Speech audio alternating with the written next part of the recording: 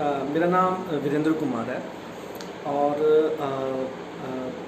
मैं चाह रहा था कि मैं इस विषय पर बात करूं कि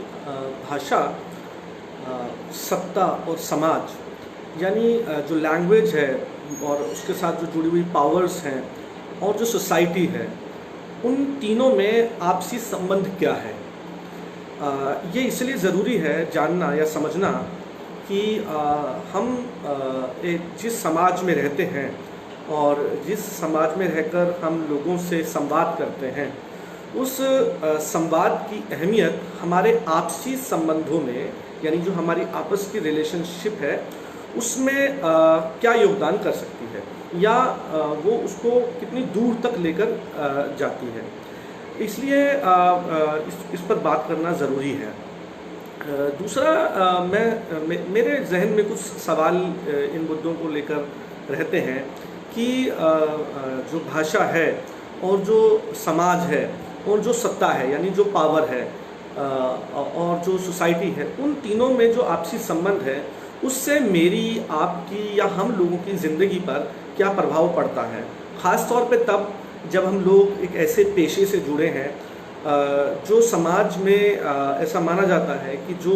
भविष्य का निर्माण करेगा और एक ऐसे समाज की कल्पना करेगा, एक ऐसे नागरिकों का को क्रिएट करने का काम करेगा, एक ऐसे नागरिकों को बनाने का काम करेगा जो हमारे इस समाज को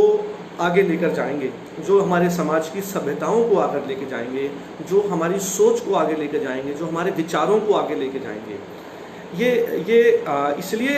ये ज़रूरी है ये समझना कि ये सवाल समझना इसलिए ज़रूरी है कि ये जो दारोमदार हम सब लोगों पर है, शिक्षकों पर भाषा को लेकर, वो कितना लाजमी और कितना ज़रूरी है। इसलिए ये जानना ज़रूरी है कि भाषा को लेकर हमारे समाज में किस किस तरह के पूर्वाग्रह या किस किस टाइप के जो प्रिजुडिस हैं उनको लेकर हम इनको समझ सकते हैं, या वो प्रिजुडिस जो है वो हमारे सेल्फ को, एक इंसान को ज़हनी तौर पर, एक इंसान को उसके ज़हनी तौर पर कैसे एक सभ्य नागरिक या एक लोकतांत्रिक समाज में एक सभ्य नागरिक बनाने का काम करती है। तो हमारे पास तीन शब्द हैं बड़े बड़े, जिसमें एक भाषा है, दूसरा समाज है और तीसरा सत्ता है। तो हम इन तीनों को अलग अलग करके कैसे समझ सकते हैं और हम इन तीनों को आपस में जोड़कर कैसे समझ सकते हैं, ये समझना ज़रूरी है। हमें एक इम्पॉर्टेंट बात या एक भाषा को लेकर एक बात ध्यान में रखनी चाहिए, वो ये कि जो भाषा है, जब हम इस संबंध को समझ रहे हैं तो हमें ये बात को ध्यान में रखकर समझना चाहिए कि जो भाषा है वो एक समाज की मानसिकता का, मैं ये कह रहा हूँ कि जो भाषा है वो एक समाज की मानसिकता का बैरोमीटर होती है। ये मैं इसलिए कहता हूँ या इसको मैं इसलिए ऐसा समझता हूँ क्योंकि हम ज़हनी तौर पर कोई इंसान कैसा है ये उसकी भाषा से उसकी पहचान करने का काम करते हैं, और कई बार ये ऐसा करना हमारे लिए फ़ायदेमंद भी होता है और कई बार ऐसा करना हमारे लिए नुकसानदेह भी होता है, नुकसानदायक भी होता है। तो इसके मेरिट और डीमेरिट दोनों हैं, लेकिन एक समाज को समझने के लिए हमें उसकी भाषा को समझना बहुत ज़रूरी है। दूसरा ये कि हम जिस समाज में रहते हैं, यानी हम भारत में रहते हैं और भारत में भी हम, अगर मान लीजिए मैं दिल्ली शहर में रहता हूँ, तो मेरे आसपास की भाषाओं का भी अगर मुझे ज्ञान हो और मैं उसको नज़दीक से देखने की कोशिश करूँ, तो मुझे समझ में आना चाहिए कि जो भाषा का चरित्र है, जो भाषा की प्रकृति है, जो भाषा की संरचना है, जो भाषा की विविधता है, यानी मैं भाषा के नेचर की बात को समझूं, मैं भाषा के स्ट्रक्चर को समझूं, और भाषा की जो डाइवर्सिटी है, जो ब्यूटिफिकेशन है, जो भाषा को हमेशा सुंदर बनाने का काम करती है, उसकी विविधता, डाइवर्सिटी, उसको समझना बहुत ज़रूरी है। तो हम ये ना समझें कि अंग्रेज़ी कैसी थी या स्वीडन में कौन सी भाषा बोली जाती है। हम अपने आसपास के लोगों को सुनकर, समझकर हम उनकी भाषा के चरित्र को, उनके चरित्र को, या हम उनकी मानसिकता को समझ सकते हैं। मैंने इस बात को ध्यान में हमें रखना चाहिए कि भाषा समाज की मानसिकता का बैरोमीटर कैसे होती है, इस पर हम आगे बढ़ते बढ़ते इसको कोशिश करेंगे कि मैं अपनी बात को रख पाऊँ आपके सामने तक और आप इसको बखूबी समझें। दूसरा ये है कि जो सत्ता है यानी जो पावर है वो कौन से लोगों के हाथ में है। वो जो पावर है या जो सत्ता है, जो एक टाइप की शक्ति है जो किसी को अपने से कम और किसी को अपने से ज़्यादा समझने की कोशिश करती है, वो क्या है। इसमें सभी लोग शामिल हो सकते हैं। इसमें वो सभी लोग शामिल हो सकते हैं जो किसी एक स्पेसिफिक कास्ट से बिलोंग करते होंगे, किसी जाति से संबंध रखते होंगे। हो सकता है कि वो किसी ऐसे समाज से संबंध रखते हों जिनको अलग किसी समाज का व्यक्ति कहा जा सकता है, जिसको हम अपने से अलग समझते हैं। या कोई ऐसा व्यक्ति जिसका धर्म अलग हो, या अलग अलग धर्म के लोग जो अलग अलग तरह की भाषाएं, जिनकी अलग अलग तरह की भाषाएं हैं, जिनकी अलग अलग तरह की ज़बानें हैं, या जिनकी अलग अलग तरह की लैंग्वेजेस हैं, वो इस सत्ता का हिस्सा हो सकते हैं। इस सत्ता का हिस्सा वो लोग भी हो सकते हैं जो राजनीति के केंद्र में होते हैं, यानी वो सरकारें, वो लोग जो सरकार को चलाने का काम करते हैं। इसके अलावा इसका हिस्सा कोई एक स्पेसिफिक जेंडर के लोग भी हो सकते हैं, यानी अलग अलग लिंग के लोग, अलग अलग जेंडर के लोग, जिसमें पुरुष, महिलाएं और इसके अलावा भी जितने जेंडर्स हैं उनकी हम बात कर सकते हैं। इसके अलावा अगर आप देखें कि सत्ता में कौन लोग हैं, तो क्षेत्र के आधार पर भी हम इस विविधता को, सत्ता की विविधता को समझ सकते हैं। यानी अगर हम क्षेत्र के हिसाब से, राज्यों के हिसाब से, या हम इसके दायरे को बड़ा करते चले जाएं तो राष्ट्रों तक भी हम इसको लेकर जा सकते हैं। तो उनकी अलग अलग भाषाएं हो सकती हैं, उन समाजों की अलग अलग भाषाएं हो सकती हैं। और एक भाषा को बोलने वाला समाज, तीसरा पक्ष जो है, वो जो समाज जिसको हम कह रहे हैं कि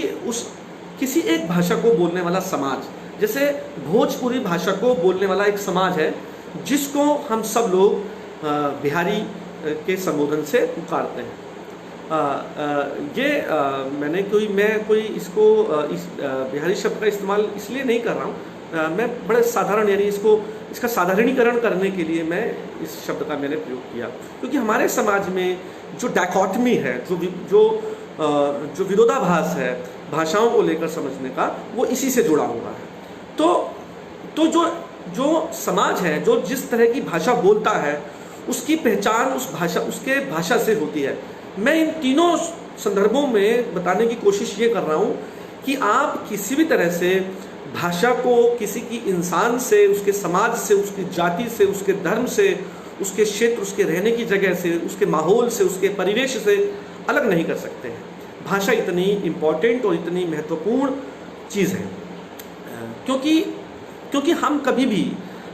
भी किसी भी ऐसी सोसाइटी में नहीं रहते हैं, किसी भी ऐसे समाज में नहीं रहते हैं जो साइलेंट समाज हो, है ना। तो और अगर हमें ऐसा कुछ कल्पना कीजिए कि कभी अगर हमें ऐसा रहने के लिए कोशिश करवाई जाए कि हमें एक ऐसे समाज में रहना है जो साइलेंट समाज होगा, जो साइलेंट सोसाइटी होगी, तो हम उस समाज में कैसे रह सकते हैं। तो इंसानी जो तजुर्बा है, यानी जो इंसान का जो महत्वपूर्ण पक्ष है, वो यही है कि वो संवाद किए बिना नहीं रह सकता। इस पूरे दौर में, जिस दौर में हमने ये ऑनलाइन क्लासेस स्टार्ट की, जिस दौर में हमने आपस में एक दूसरे से संबंध बनाने की कोशिश की, जुड़ने की कोशिश की, संवाद बनाने की कोशिश की, हम ये समझ कि जो संवाद ब्रेक हो गया है, तो उससे हमारी मनस्थिति, यानी जो हमारा वेल बीइंग है, जो हमारी तबीयत है, जो इंसानी तबीयत है, जो ह्यूमन वेल बीइंग है, वो इंसानी तबीयत खराब हो रही थी। वो संवादों का संबंध टूट रहा था। इसलिए ये ज़रूरत महसूस हुई कि हम अपने इस ढर्रे को, इस तरीके को बनाकर रख सकें। तो इन तीनों के संबंध को हमें समझने की कोशिश करनी है। अब आपको हमें ये समझना है कि किसी भी भाषा की विशेषताएं क्या होती हैं। ये समझने के लिए आपको अपने आसपास देखना पड़ेगा। हमारी वो भाषा, जिस भाषा को हम बोलते हैं, वो भाषा हमारे इर्द गिर्द के लोगों के साथ संवाद करने से ही बनती है। ये मैं नहीं कह रहा हूँ, ये वर्षों के शोध और इस पर हुआ काम कहता है। तो ये समझ लीजिए, हमें ये समझना पड़ेगा कि भाषा की जो सबसे इम्पोर्टेंट, जो सबसे महत्वपूर्ण बात है, वो ये है कि भाषा मनमानी होती है। आर्बिट्रीनेस, यानी भाषा हमेशा मनमानी होती है और हम भाषा को अपने तरीके से ही इस्तेमाल करते हैं। ये भाषा की खूबसूरती है। तो हो सकता है कि एक जगह पर रहने वाले व्यक्ति की जो भाषा हो, जो शब्द हो, चीज़ों को पुकारने का नाम हो, वो किसी और जगह पर, किसी और क्षेत्र में, किसी और देश में, किसी और धर्म में उस चीज़ को किसी अलग अलहदा नाम से जाना जाता हो, डिफरेंट नाम से जाना जाता हो, उसकी नेमिंग डिफरेंट टाइप्स की हो। तो ज़रूरी इस बात को समझना है कि अगर भाषा का चरित्र ही, भाषा का करेक्टरिस्टिक्स ही अगर मनमाना है, अगर भाषा आर्बिट्ररी है, तो फिर हमें भाषा के मानकीकरण की, यानी हमें भाषा के मानकीकरण की ज़रूरत है कि आपकी भाषा ऐसी होनी चाहिए। स्कूल के शिक्षक भी यही काम करते हैं, घर में माँ बाप भी यही काम करते हैं कि तुम्हें बोलने की अक्ल नहीं है, तुम्हें समझ नहीं आता, अब आप बदतमीजी से बात कर रहे हैं। एक बच्चा यदि अपने पिताजी से या माताजी से, अपने पेरेंट्स से एक सवाल पूछ लेता है, एक शिक्षक से एक सवाल पूछ लेता है, तो उस समय उस बच्चे को पर एक टैगिंग कर दी जाती है, एक स्टिग्मेटाइज कर दिया जाता है कि बच्चा ज़्यादा बोलता है या इस बच्चे को बोलने की तमीज़ नहीं है। तो हम एक ऐसे समाज में रहते हैं जहां हमें ये सिखाया जाता है बात बात पर आपको। मैं भाषा के मनमानेपन की बात कर रहा हूं। इसका मतलब ये है कि हम जो भाषा मनमानी है, तो हो सकता है कि बिहार में रहने वाला व्यक्ति, महाराष्ट्र में रहने वाला व्यक्ति या और अलग जगहों पर रहने वाला व्यक्ति अपने तरीके से जो संबोधन करता होगा, जो बोलता होगा, वो अलग अलग तरह के लोग होंगे या अलग अलग तरीके से उन चीज़ों पर बात करता होगा या उन चीज़ों को समझाता होगा। तो फिर हमें ये बात समझने की ज़रूरत क्यों पड़ती है, कहने की ज़रूरत क्यों पड़ती है कि हमें भाषा को एक रूप में बांधने की ज़रूरत है। इससे बहुत सारे परेशानियां खड़ी होती हैं। एक सबसे बड़ी परेशानी ये होती है कि हम व्यक्ति को की पहचान सिर्फ और सिर्फ उस व्यक्ति की भाषा से करने लगते हैं। जैसे अगर आप मान लीजिए कि अगर आपको दिल्ली में रहते हुए अलग अलग लोगों के बारे में समझ बनाने की कोशिश करनी हो, तो आप एक दिन मेट्रो में जाकर सभी जगह का दौरा कीजिए, दिल्ली मेट्रो में घूमकर आप ये पाएंगे कि मेट्रो की अलग अलग लाइन पर भी लोगों की जो बात करने का, जो शब्दों को इस्तेमाल करने का तरीका है, वो अलग है। इसका मतलब ये, मैं किसी भाषा के बीच में कोई रेखा नहीं खींच रहा हूँ, मैं ये समझने की कोशिश करता हूँ इससे कि जो भाषा की डाइवर्सिटी है, जो लैंग्वेज की डाइवर्सिटी है, उस डाइवर्सिटी को हम कैसे सेलिब्रेट कर सकते हैं। जबकि हम टैगिंग करते हैं कि तुम देखो, तुम ये कैसी भाषा बोल रहे हो, ये देखो ये गवारों वाली भाषा है। तो गवारों वाली भाषा कौन सी होती है? तो आप देख सकते हैं कि हमारे समाज में एक हायरार्की है भाषा की कि रिक्शे वाले की कौन सी भाषा है, ऑटो वाला कौन सी सोसाइटी से आता है, कौन से स्टेट से आता है, वो कौन सी भाषा बोलता है। और जो लोग कुछ अलग तरह की भाषाएं बोलते हैं, विदेशी भाषाएं बोलते हैं, उन लोगों के कपड़ों से भी उनकी पहचान की जाती है कि ये ऐसी भाषा बोलने वाला व्यक्ति होगा। यहाँ तक कि उनके रंग से भी ये पता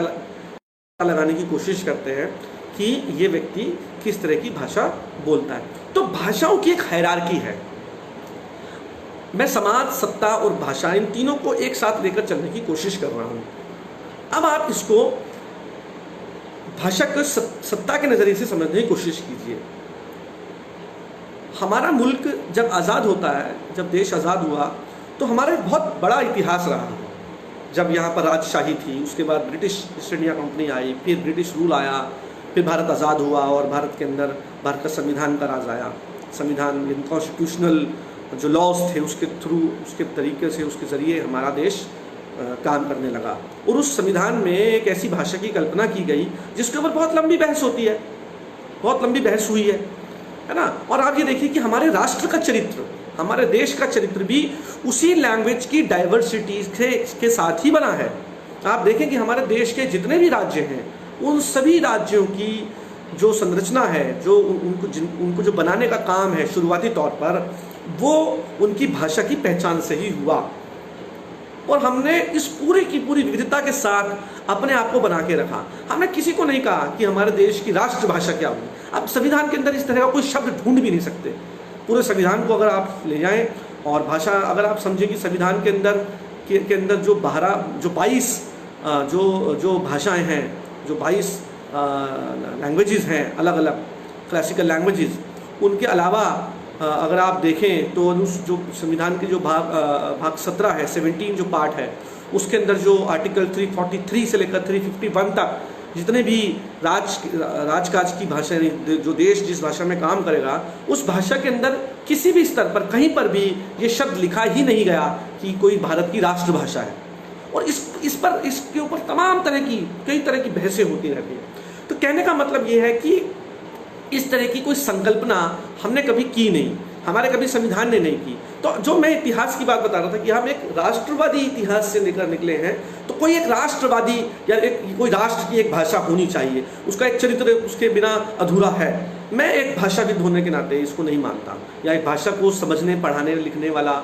स्कॉलर होने के नाते मैं इसको नहीं समझता कि इस चीज़ की कोई हमें ज़रूरत है, क्योंकि हमारा इतिहास 60-70 सालों का है और हम उसके बिना भी एग्जिस्ट कर रहे हैं, है ना। तो ये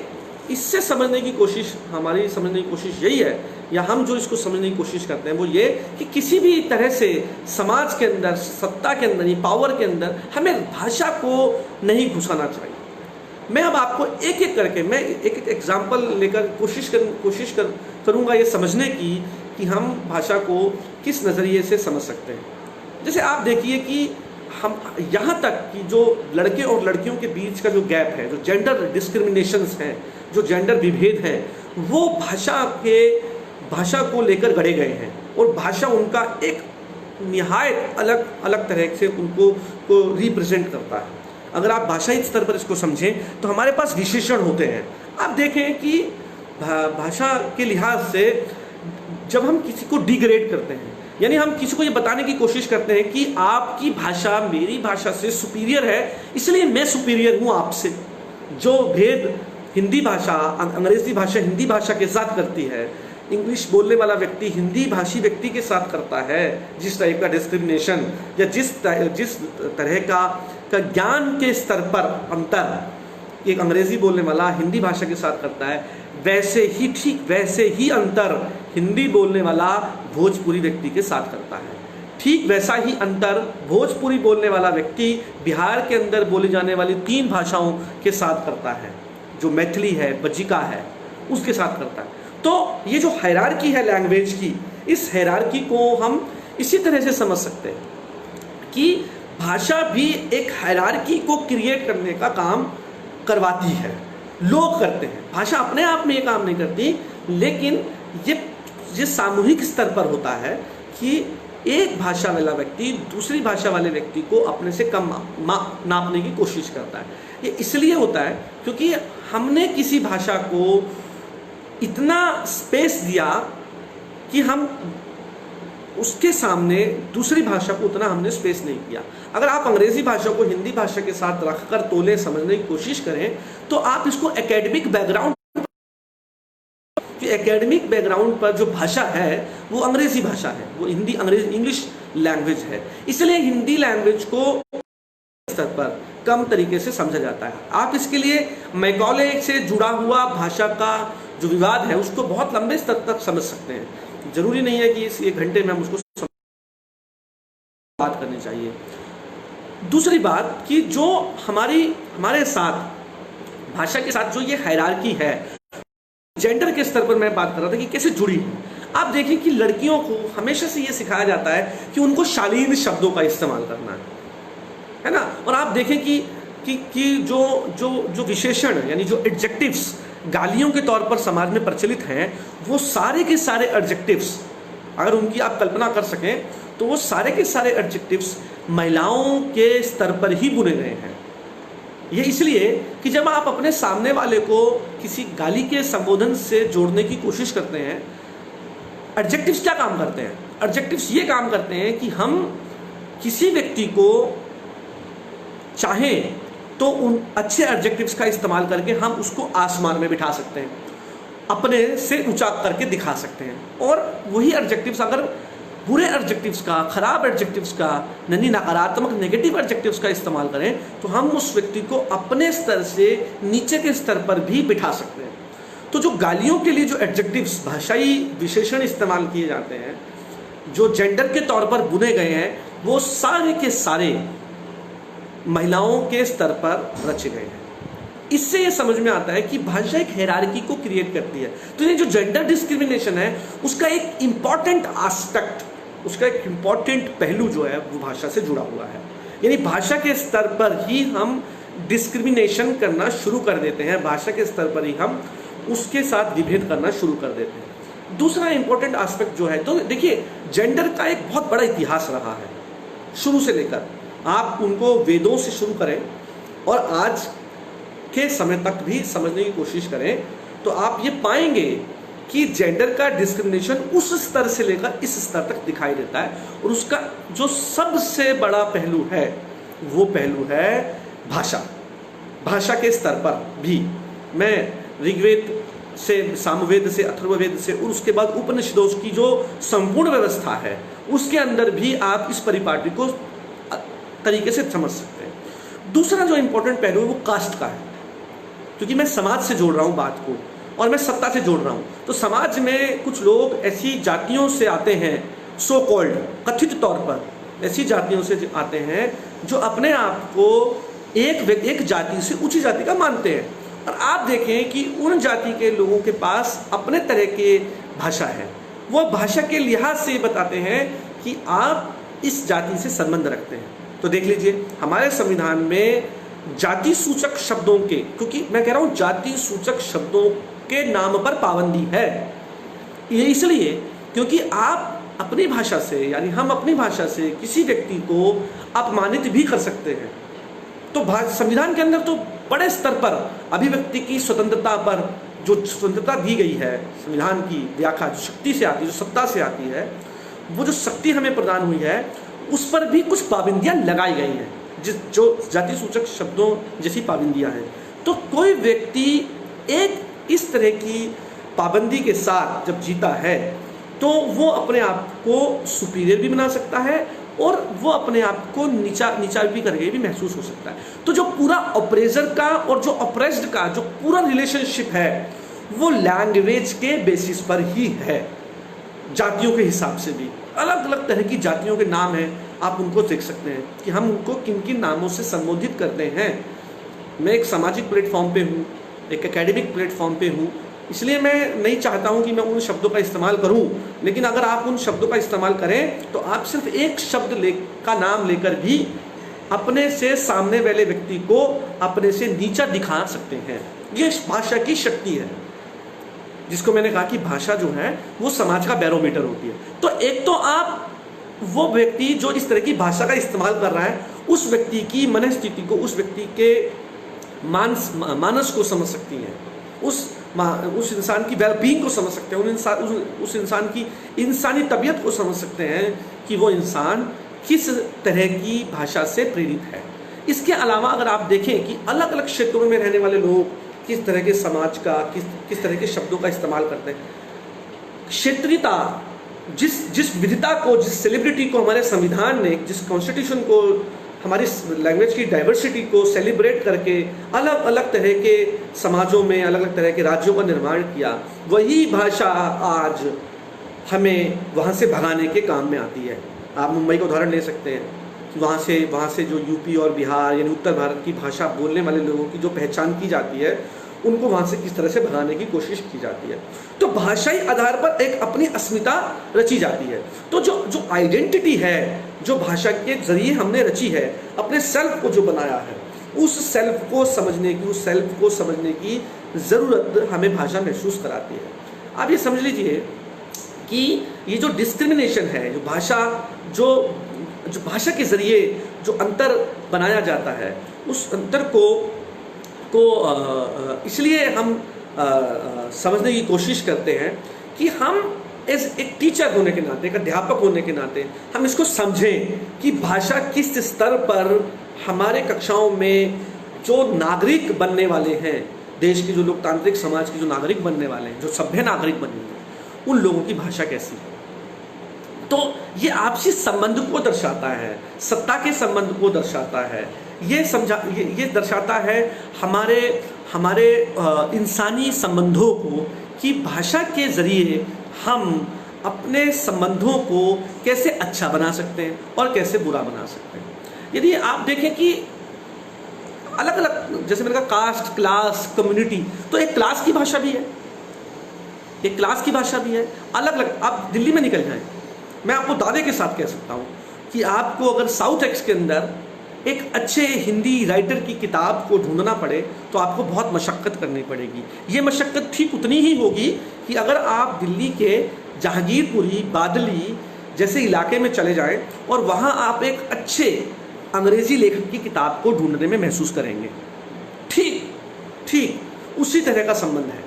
कि हमने अपने आप को, अब देखिए दिल्ली का स्ट्रक्चर भी भाषा के लिहाज से एक अलग तरह का स्ट्रक्चर है, एक अलग तरह की भाषा बोलने वाले लोग अलग अलग जगहों पर बसे। हमारे समाज की संरचना इसी तरह से हुई है कि हमारा जो लोकतांत्रिक इतिहास है, जो हमारे समाज का पूरा इतिहास है, वो भाषा के विकास के साथ जुड़ा हुआ है। तभी कहते हैं कि जो भाषा है वो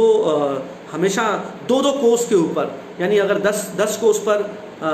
पानी बदले और 8 कोस पर भाषा, तो यानी कुछ कोस पर जहाँ जहाँ पानी का स्वाद जैसे जैसे बदलता है, भाषा का स्वाद भी वैसे वैसे बदलता है। आप इसको समझ सकते हैं। और इस पूरे संबंध को हम इस लेवल पर, इस स्तर पर जब समझने की कोशिश करते हैं तो हमें बहुत तरह के अंतर विरोध, यानी बहुत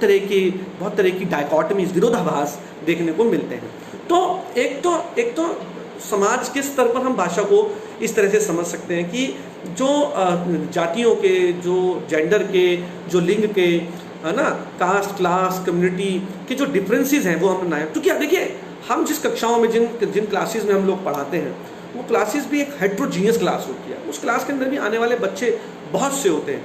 अलग अलग भाषाओं को बोलने वाले होते हैं। और जब क्लास में, कक्षा में एक तरह की भाषा का इस्तेमाल किया जाता है भाषाई ज्ञान के स्तर पर, तो जब हम ज्ञान को बनाने की बात करते हैं, जब हम ज्ञान निर्माण की बात करते हैं, तो हम अपना ज्ञान उसी भाषा में निर्मित करने में सक्षम महसूस कर पाते हैं जो हमारे परिवार के अंदर बोली जाती है। इसलिए हम कहते हैं, हमारा डिस्कोर्स ये कहता है, भाषा का डिस्कोर्स यही कहता है कि हमें स्कूल के बीच की और जो समाज के बीच की दूरी है, उस दूरी को बराबर में समान रूप से लाने की ज़रूरत है, उस दूरी को पाटने की ज़रूरत है, उस दूरी को ख़त्म करने की ज़रूरत है। इसलिए हम कक्षाओं के अंदर बहुभाषिकता, यानी मल्टीलिंगुअल डिस्कोर्स जैसी चीज़ों को प्रेषित करने की कोशिश करते हैं, इनकलकेट करने की कोशिश करते हैं कि वो चीज़ें हमारे कक्षाओं में जाएं, वो कक्षाओं में पहुँचें। और देखें कि कक्षा के अंदर भी एक बच्चा जो अगर वो हिंदी का क्लासरूम है, तो जो अगर वो हिंदी बोलता है, और एक बच्चा अगर भोजपुरी बोलता है, मैथिली बोलता है, या कन्नौजी बोलता है, या राजस्थान की कोई भाषा बोलता है, तो उसको चुप कराकर बिठा दिया जाता है, ये कहकर कि तुम्हारी जो लैंग्वेज है वो स्टैंडर्डाइज नहीं है ना। तो एक्चुअल में हमें भाषा के, अभी तक मैंने जिस भाषा की बात की है, या जिस संदर्भ में मैं आपको समझाने की कोशिश कर रहा हूँ, वो भाषा का वो रूप है, वो स्ट्रक्चर है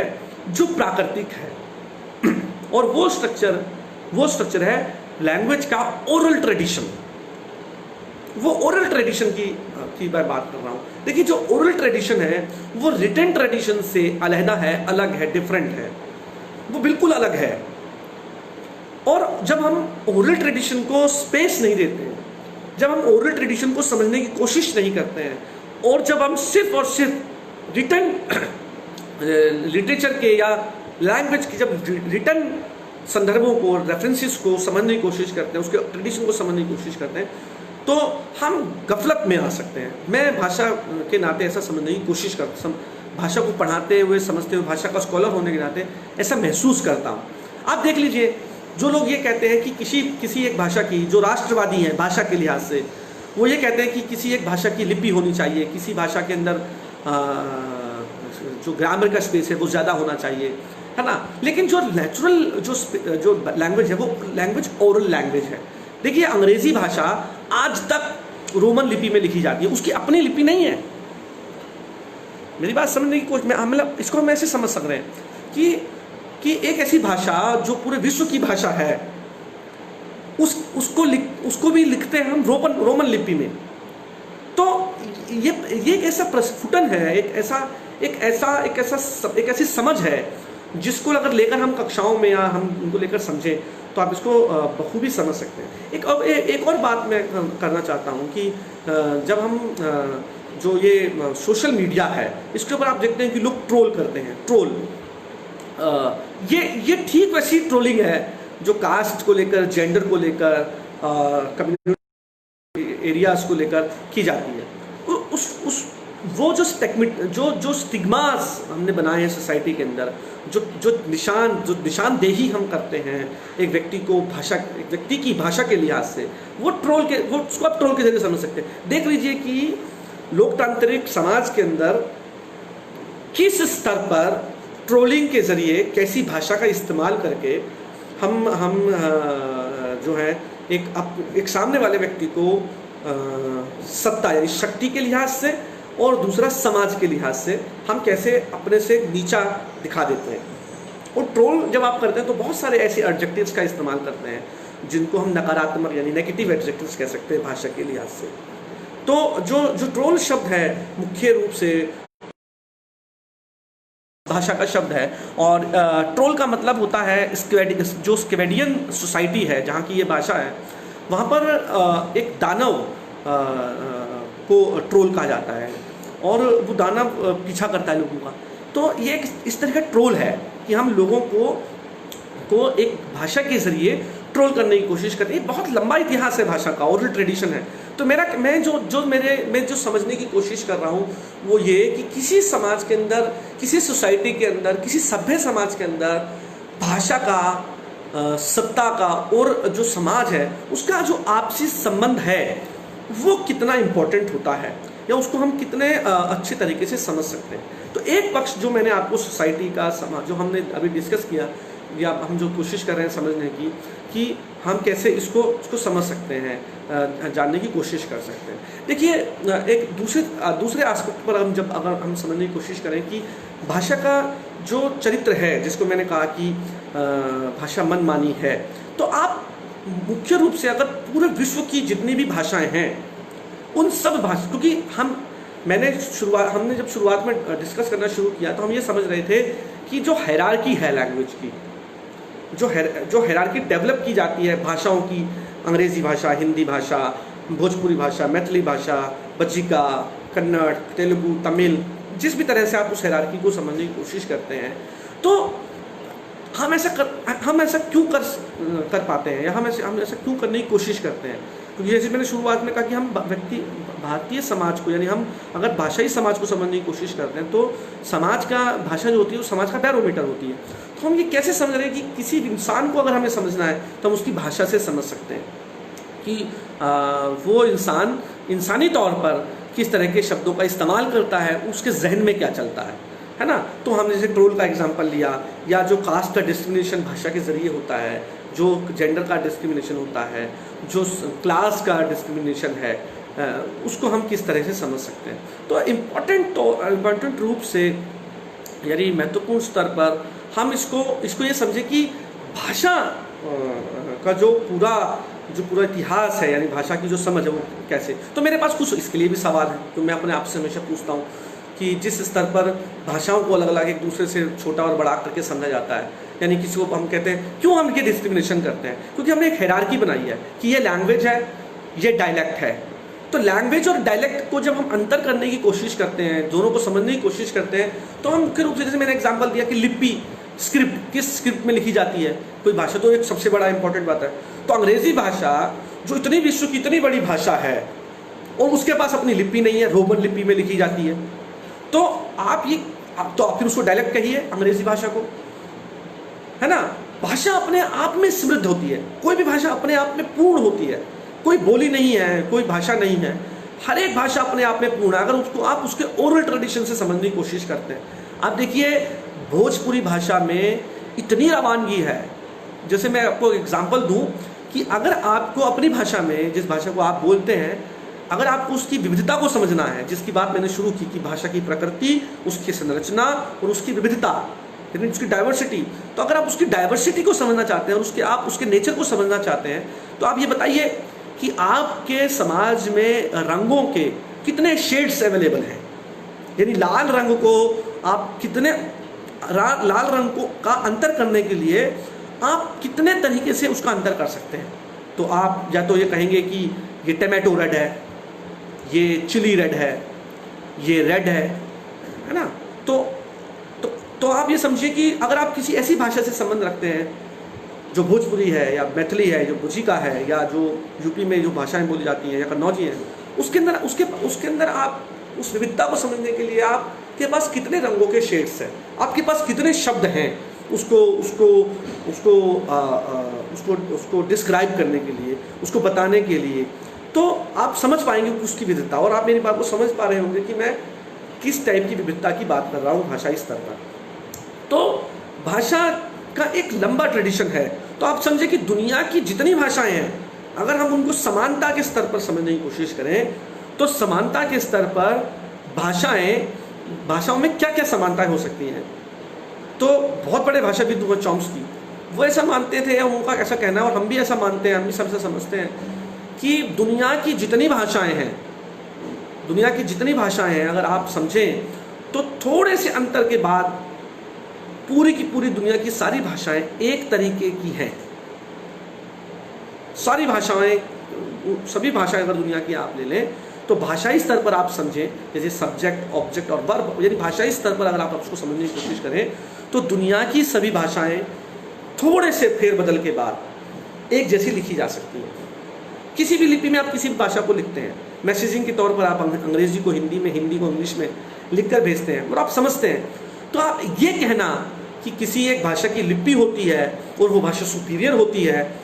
यानी उसकी हायरार्की मेंटेन करना, उस हायरार्की को क्रिएट करना, तो आप समझें कि आप किस स्तर पर भाषा के लिहाज से डिस्क्रिमिनेशन को बढ़ावा देते हैं। मैं भाषाई स्तर पर बात नहीं कर रहा, मैं उस भाषा को बोलने वाले व्यक्ति की बात भी कर रहा हूँ, जो व्यक्ति जिस भाषा को बोलता है और जो व्यक्ति उस भाषा को बोलने की वजह से दूसरे भाषाभाषी व्यक्ति को चिन्हित करता है कि तुम एक ऐसी भाषा बोलते हो जिसकी ना तो कोई लिपि है, ना तो जिसका कोई समाज में एक्सेप्टेंस है ना। तो आप देख लीजिए कि भाषा थोड़े से फेरबदल के साथ एक जैसे हम लिखी जा सकते हैं। अंग्रेजी भाषा और हिंदी भाषा में अगर आपको स्ट्रक्चर यानी संरचना के स्तर पर अगर अंतर करना है, तो सिर्फ सब्जेक्ट, ऑब्जेक्ट और वर्ब का ही अंतर है, वरना कोई अंतर नहीं है। तो यानी, और एक जो दूसरा सवाल है मेरे जहन में चलता है, वो हमेशा ये चलता है कि जो लोग ये कहते हैं कि भाषा, जो टीचर भी है, हम जैसे लोग भी जो ग्रामर को इम्पोर्टेंस देते हैं, जो ये कहते हैं कि जो व्याकरण होता है वो सीखना बहुत ज़रूरी है। तो मैं ये कह रहा हूँ, ये समझने की कोशिश करता हूँ कि भाषा पहले आई होगी या ग्रामर पहले आई। और मैं दावे के साथ, या मेरी जो पढ़ाई लिखाई जो मैं समझता हूँ वो ये कि किसी भी स्तर पर आप भाषा को उसके व्याकरण के साथ जोड़कर उसको रिप्रेजेंट तो कर सकते हैं, लेकिन भाषाई स्तर पर आप कभी भी ग्रामर के लिहाज से भाषा को पूरी तरह से डिस्क्राइब नहीं कर सकते। ये मैं इसलिए कह रहा हूँ क्योंकि जो भाषा का व्याकरण है, यानी जो व्याकरण है जिसको ज़्यादा इंपॉर्टेंस कक्षाओं में या लोगों में दी जाती है और भाषाई स्तर पर समझने की कोशिश की जाती है, वो भाषा को समझने का बिल्कुल एक अलग नज़रिया है। उस स्तर पर भाषा का अध्ययन तो किया जा सकता है, लेकिन भाषा को खूबसूरत नहीं बनाया जा सकता। आप देख लीजिए, आप बता दीजिए किसी भी न्यूज़पेपर की हेडिंग में क्या ग्रामर के सभी नियमों का पालन सही से होता है? क्या आप जब किसी कविता की रचना करते हैं तो क्या आप अपनी भाषा, जिस भाषा में वो कविता लिखी जा रही है, उसी भाषा में के व्याकरण का इस्तेमाल, यानी सटीक इस्तेमाल कि सब्जेक्ट के बाद ऑब्जेक्ट, ऑब्जेक्ट के बाद वर्ब, क्रिया, विशेषण, संज्ञा, इन सब की जो क्रम है, जो स्तर है, जो लेवल है, वो क्या एक जैसा ही होता है? अगर आप किसी भी कविता को किसी भी व्याकरण के स्तर पर लिखने की कोशिश करेंगे तो कभी भी एक अच्छी कविता नहीं लिख पाएंगे। यदि आप एक लेख लिखते हैं, तो यदि आप एक किसी लेख को लिखने की कोशिश करते हैं, तो यदि आप व्याकरण के नियमों का शब्दशः पालन करेंगे, वर्ड टू वर्ड अगर आप फॉलो करेंगे ग्रामर के रूल्स को,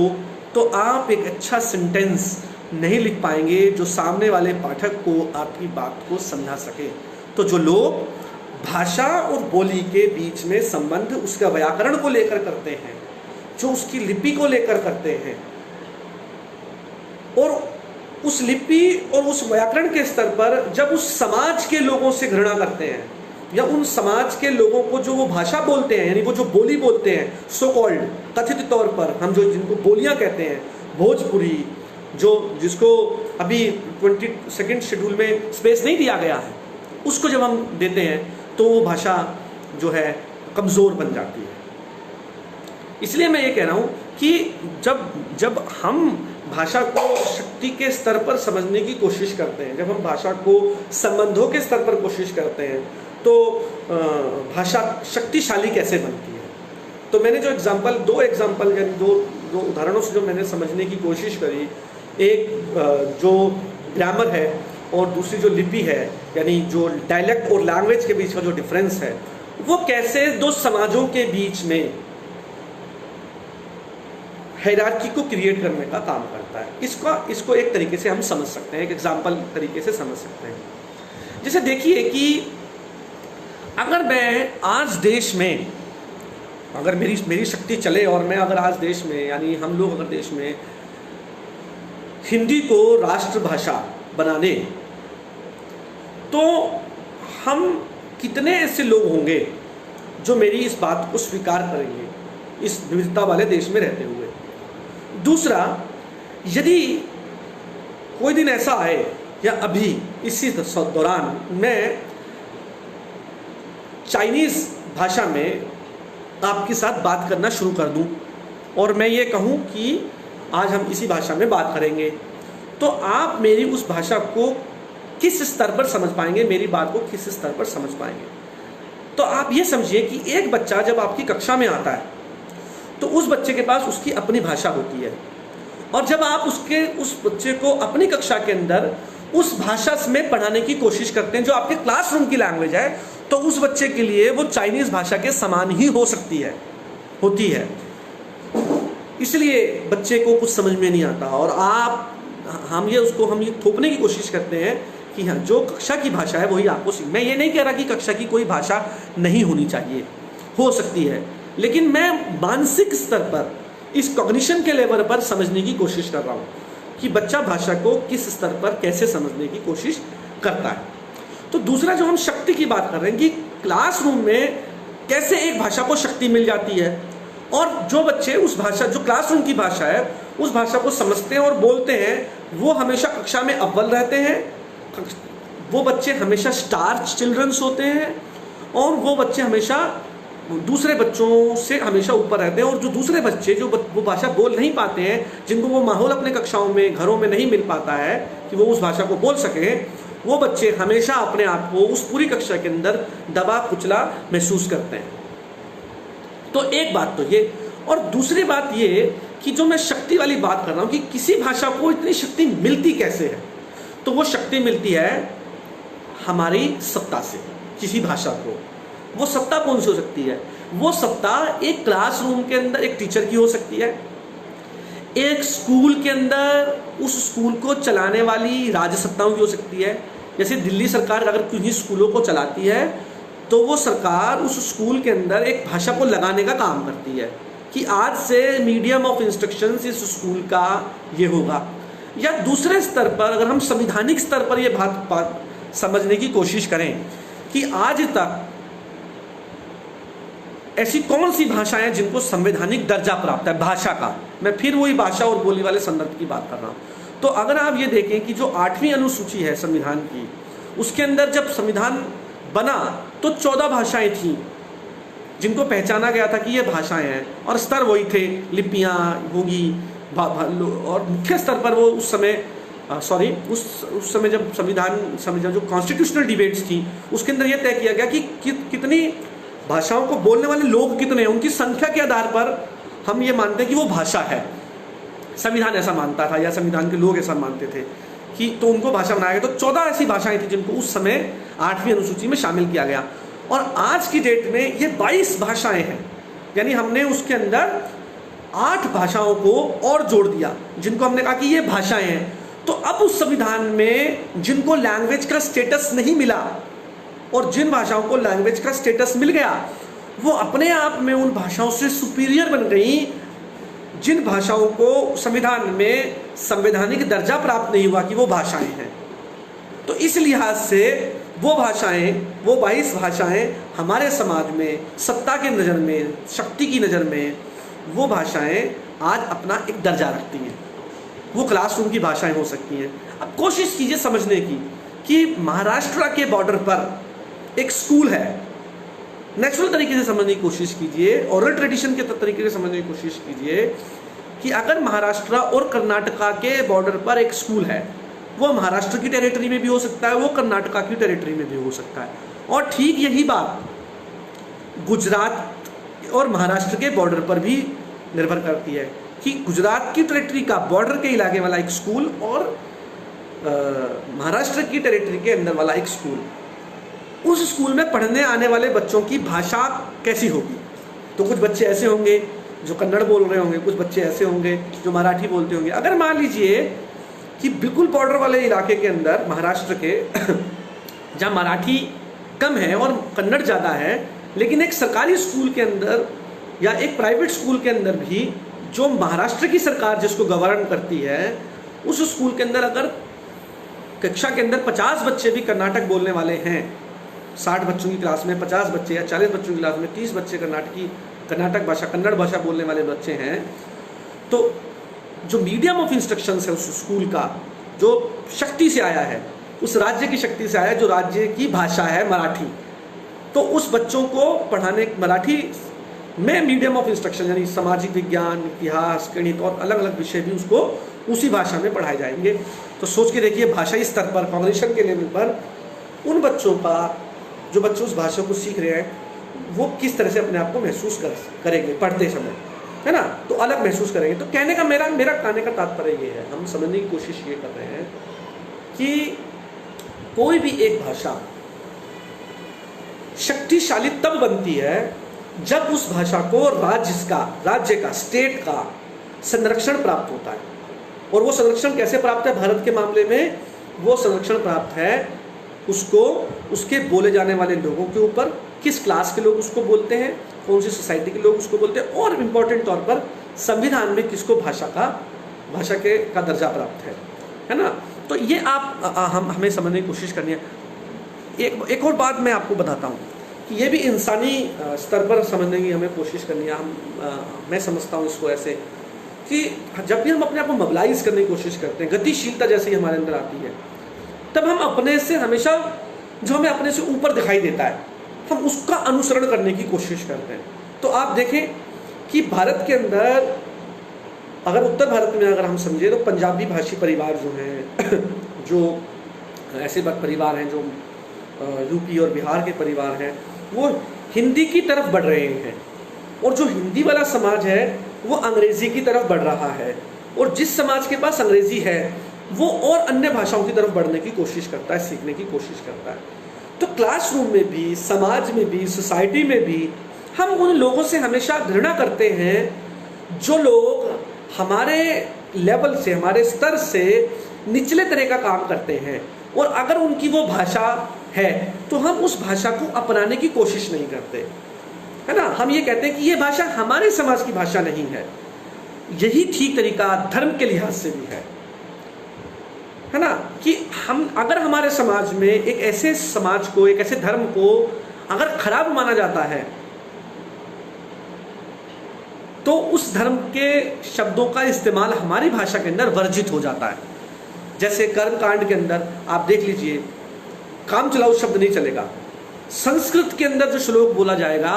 वो श्लोक जो पंडित या जो व्यक्ति संस्कृत के अपने भाषण के अंदर, अपने भाषण के संवाद के दौरान संस्कृत के 4 या 5 श्लोक को बोल देगा, वो व्यक्ति को हम ऐसा मानते हैं, वाह देखिए ये व्यक्ति कितनी अच्छी भाषा बोलता है, कितनी श्रेष्ठ भाषा बोलता है। तो हम उस स्तर पर भी भाषा को समझते हैं। और देखिए, कभी कोई भाषा मरती नहीं है, भाषा को बोलने वाले लोग मर जाते हैं। संस्कृत एक ऐसी भाषा है जो किसी स्तर पर, एक स्तर पर सिर्फ और सिर्फ लिटरेचर के स्तर पर बनी रह गई है। कभी संस्कृत बोलने वाला व्यक्ति आप हमारे आसपास दिखाई नहीं देगा, एकेडमिक्स में दिखाई देते हैं, है ना। और अगर आप संविधान की अब इस समय की जो कंसेंसस है, अगर आप उसको समझने की कोशिश करें, तो संस्कृत को बोलने वाले लोगों की संख्या बहुत कम है ना। और बहुत सी ऐसी भाषाएं हैं जिनको बोलने वाले लोग हमें नहीं मिल पाएंगे। तो भाषा मरी नहीं, लेकिन भाषा को बोलने वाले लोग मर गए। तो यानी अगर हम भाषा को छोड़ते चले जाते हैं तब भाषा धीरे धीरे करके खत्म हो जाती है। भाषा खत्म नहीं होती, उसको बोलने वाले लोग खत्म हो जाते हैं। तो शक्ति के स्तर पर, समाज के स्तर पर जो ये आपसी संबंध है भाषा के, उनको बहुत ज़रूरी है समझना कि हम क्लासरूम के अंदर इसको कैसे, यानी क्लासरूम या एज एक टीचर होने के नाते या एक टीचर एजुकेटर होने के नाते हम इनको कैसे समझ सकते हैं। तो भाषा को हमें इसी स्तर पर समझना पड़ेगा कि भाषा धर्म को कैसे सामने लेकर आती है और धर्म के ज़रिए हम भाषा को कैसे अलग कर देते हैं एक दूसरे से। तो अगर आप देखें कि हिंदू और हिंदुस्तानी, यानी जो उर्दू और जो हिंदी का जो डिबेट है वो बहुत पुरानी डिबेट है, और उस डिबेट को आप राष्ट्रवादी नज़रिए से समझते हैं तो आपको अलग अलग तरीके के पहलू समझने की समझने की कोशिश आपको मिलेगी, देखने के लोग मिलेंगे कि पूरे इस स्तर पर, हिंदी और उर्दू के स्तर पर एक पूरी डिबेट है। मैं जानबूझ के उस डिबेट में पढ़ना नहीं चाहता हूँ, लेकिन क्योंकि इसमें तो समय नहीं। दूसरा ये कि उसको समझने अपने स्तर पर समझा जा सकता है कि जिस भाषा से हम हिंदी में आए, उर्दू भाषा जो हमारे राजकाज की भाषा थी, आज भी पुलिस के महकमे में देख लीजिए, सरकारी भाषा में देख लीजिए, सब जगह उर्दू के बहुत से शब्द आपको मिलते हैं। लेकिन अगर आप किसी अच्छी जगह पर खड़े होकर व्याख्यान देते हैं तो उर्दू के शब्दों से आप अपनी भाषा को जितना सरल बना सकते हैं, जैसे मैंने भी अपनी बात को करते हुए, अपनी बात को रखते हुए उर्दू के तमाम शब्दों का इस्तेमाल किया कि मैं आप तक अपनी बात को पहुंचा सकूं। तो हमें किसी भाषा से गुरेज क्यों करना। और मैं हमेशा ओरल ट्रेडिशन का बहुत तीमारदार रहा हूँ, बहुत जुड़ा रहा हूँ उससे, कि हम ओरल ट्रेडिशन को ज़रूर समझें कि हम ओरल ट्रेडिशन को कैसे अपने साथ लेकर चल सकते हैं। तो आप देखें, छोटे बच्चे ओरल ट्रेडिशन से सीखते हैं। बच्चे हमेशा कविताओं को, कहानियों को ज़बानी याद करते हैं। वो ओरल ट्रेडिशन जो हमारे दादा दादी हमें कभी कहानियाँ सुनाया करते थे, हम कहानी सुनते सुनते बड़े हुए, और उन कहानियों से हमारी भाषा इतनी अच्छी बनी। और फिर उसके बाद आज देख लीजिए ओरल ट्रेडिशन, आज हमें अभी 2 कहानियाँ याद नहीं होंगी, 2 अच्छी कहानियाँ याद नहीं होंगी, है ना। और हमारे दादा दादी हमें ज़बानी कितनी कहानियाँ याद करके सुनाया करते। तो जो ओरल ट्रेडिशन था, वो ट्रेडिशन बहुत लंबा ट्रेडिशन है, और लिखित भाषा का ट्रेडिशन, जैसे मैंने स्टार्टिंग में कहा कि हम क्योंकि रिटन ट्रेडिशन को फॉलो करते हैं, हम ये कहते हैं कि ये उर्दू में लिखा जाता है इसलिए मेरे को पसंद नहीं है, भाई उर्दू पसंद नहीं है, आप इसको ले जाइए, है ना। तो सिर्फ भाषा के लिहाज से सिर्फ किस लिपि में लिखा जाता है, किस धर्म के लोग उसको बोलते हैं, किस जाति के लोग उसको बोलते हैं, सिर्फ हम उसको उस तरह से समझ लेते हैं। जैसे मान लीजिए सफाई कर्मचारी है, तो वो कोई सफाई कर्मचारी जिस दिन अंग्रेजी बोलेगा तो आपको लगेगा अरे भाई सफाई कर्मचारी ने अंग्रेजी बोली। मीडिया में उसको बहुत बड़ा चढ़ाकर दिखाया जाता है कि देखिए सफाई कर्मचारी भी अंग्रेजी बोल सकता है। अरे भाई, सफाई कर्मचारी का अपना भी एक अस्तित्व है, उसकी भी अपनी कोई एक भाषा है। लेकिन अगर वो अंग्रेजी बोलता है तो वो मान लिया जाता है पढ़ा लिखा व्यक्ति है, उसको ज्ञान के स्तर पर उसको ज्ञान हो गया है, उसको कोई ब्रह्म ज्ञान आ गया है अगर वो अंग्रेजी को बोल सकता है। तो मेरा कहने का मतलब ये, मैं इसको जो समझने की कोशिश कर रहा हूँ, एक तो वो हायरार्की से समझने की भाषा को कोशिश करता हूँ। तो जैसे चॉम्स्की की बात का हमने रेफरेंस लिया था और हमने समझने की कोशिश की थी कि दुनिया की सारी भाषाएं थोड़े से फेरबदल के साथ एक दूसरी लिपि में लिखी जा सकती हैं। हल्का सा मामूली सा फेरबदल अगर हम करें तो उसको हम लिपि में लिख सकते हैं। इसके पीछे बहुत लंबी कथा है कि वो ये कि जब हम सभी भाषाएं एक तरह की से जुड़ी हुई हैं तो भाषाओं के अंदर तो कोई आपसी अंतर है ही नहीं। तो मैंने कहा ना, मैं स्टार्टिंग में भी कह रहा था कि हमें अपने आसपास देखना है कि हम आसपास जो हमारे शब्द, आसपास जो बोले जाने वाले जो शब्द हैं, उस शब्द के स्तर पर भाषा कैसे डेवलप हुई, क्योंकि संवाद बहुत ज़रूरी है। और संवाद, जब ज़रूर संवाद की हुई तो हमारे समाज के लोगों ने उस तरह के संवाद को समझना और सीखना शुरू किया, और संवाद को समझते सीखते हुए वो भाषा विकसित होती चली गई। 1 ने बोला, 2 ने बोला, 3 ने बोला और 4 ने बोला, उसके बाद वो धीरे धीरे करके वो भाषा आगे तक बढ़ती चली गई। जैसा मैकॉले ने शुरू किया अंग्रेज़ी भाषा में स्कूलों में पढ़ाई लिखाई का माहौल, तो आज देखिए आज हमारे स्कूल में की जो पढ़ाई लिखाई का माहौल है, हायर एजुकेशन तो पूरी तरह से कि वो अंग्रेज़ी में ही है ना। तो कहने का मतलब ये, कहने का तात्पर्य ये है, अर्थ ये है कि पूरा का पूरा ट्रेडिशन जो है, यानी किसी भाषा का जो भाषाई स्तर पर जो लेवल के भाषाई स्तर का जो विकास है वो संवाद के जरिए ही होता है, और संवाद बहुत महत्वपूर्ण होता है। कोई भी भाषा तब मर जाती है जब व्यक्तियों के बीच में संवाद नहीं होता। लड़ाई झगड़ों की जड़ तब होती है जब आपसी संवाद नहीं होता, है ना। हम हमेशा व्यक्तियों को कहते हैं कि भाई मैं ये कहना चाह रहा था, क्या तुम मेरी बात नहीं समझे? अरे नहीं, अरे नहीं भाई मैं ये कहना चाहता था, नहीं नहीं नहीं मेरा मतलब ये नहीं था, मैं ये कहना चाहता था। इसका मतलब ये कह रहे हैं कि कहीं ना कहीं संवादहीनता है, कहीं ना कहीं बात को समझ नहीं आ रहा है। तो एक तो देखिए भाषा के हम इसको एक मैं और तरफ पर समझता हूँ कि भाषा को सुनने के लिए किसी भी स्तर पर भाषा को सुनने के लिए अगर आप सुनना शुरू करें तो बोलने के लिए हमें मुंह हिलाने की जरूरत पड़ेगी, हवा बाहर निकालने की जरूरत पड़ेगी, लेकिन सुनने के स्तर पर कान को हम कभी बंद नहीं कर सकते। हमारी पांचों इंद्रियों में से एक सिर्फ यही इंद्रिय मुझे ऐसा लगता है कि जिनके दरवाजे को हम बंद नहीं कर सकते। आवाज़ तो आएगी। तो जो इंसानों को सुनना की आदत होती है वो लोग उतने धैर्यवान होते हैं, है ना। तो जो ट्रोल का संदर्भ था, जो जातियों का संदर्भ था, जो जेंडर का संदर्भ था, जो क्लास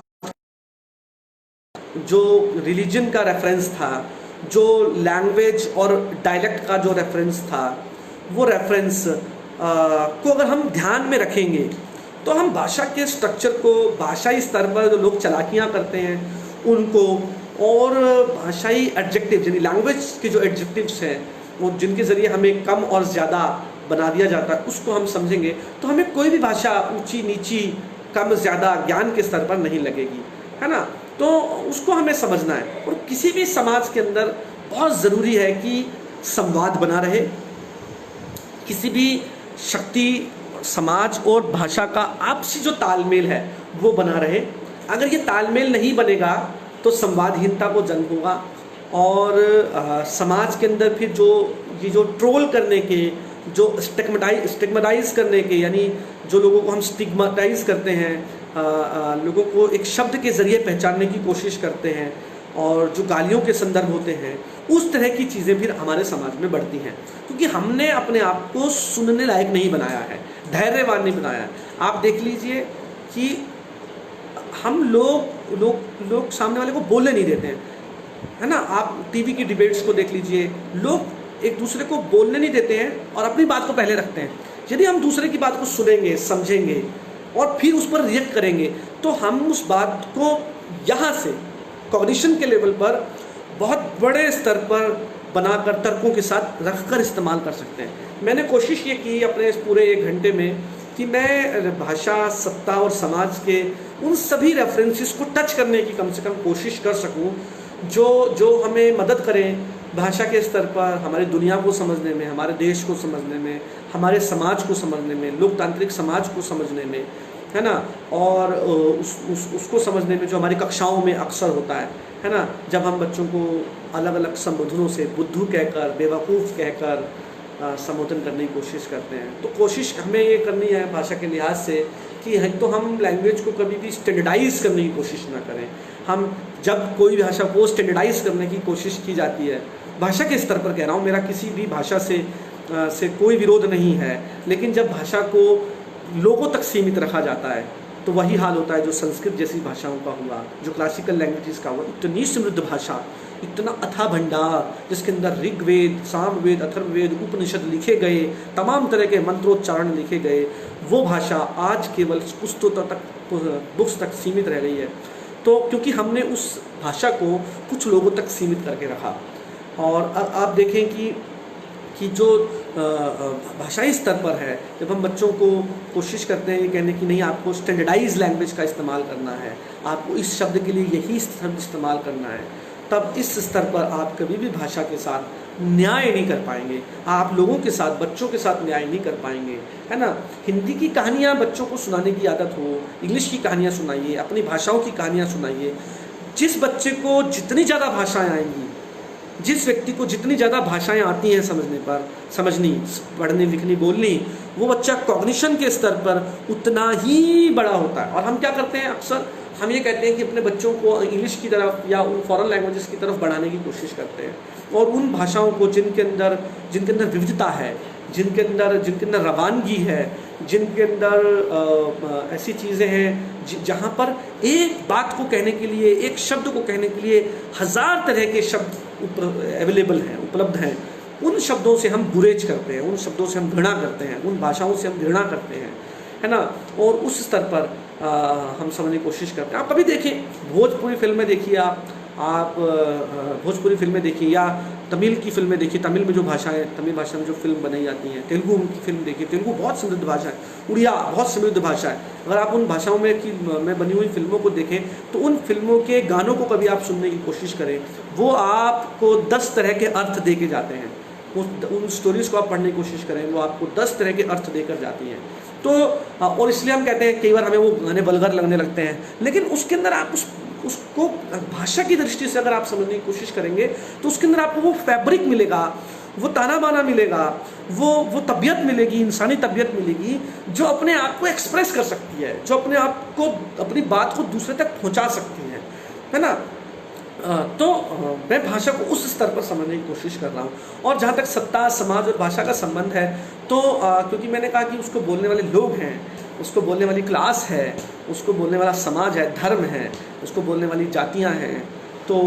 जब हम जातियों के भेद को आज तक ख़त्म नहीं कर पाए, जेंडर के डिस्क्रिमिनेशन को ख़त्म नहीं कर पाए, क्लास को ख़त्म नहीं कर पाए, क्लास की हायरार्की को ख़त्म नहीं कर पाए, अमीरी गरीब को ख़त्म नहीं कर पाए, जिस दिन रिक्शे वाला व्यक्ति जो गरीब है और वो व्यक्ति जिस दिन अंग्रेज़ी बोलना शुरू कर देगा, भोजपुरी छोड़ देगा या खड़ी भाषा को बोलना छोड़ देगा, अंग्रेज़ी बोलना शुरू कर देगा, देखेंगे कि धीरे धीरे करके भाषाओं के अंतर भी, अंग्रेज़ी और हिंदी और दूसरी भाषाओं के अंतर जो उनके साथ साथ हिंदी भाषा के साथ जो दूसरी भाषाओं का संबंध है, वो भी धीरे धीरे करके ख़त्म हो जाएगा। तो मेरी तरफ से आज के लिए बस इतना ही है। उम्मीद है कि आपको मेरी बात समझ में आई होगी, और भाषा के स्तर पर आपने भाषा, समाज और सत्ता के संबंध को जैसा मैं समझता हूँ वैसा समझा होगा। और अगर आपको मेरी बात अच्छी लगी हो तो आप कुछ कमेंट देकर, मेरे फेसबुक पोस्ट पर लिखकर या अलग से भी मुझे बता सकते हैं। नमस्कार, थैंक यू।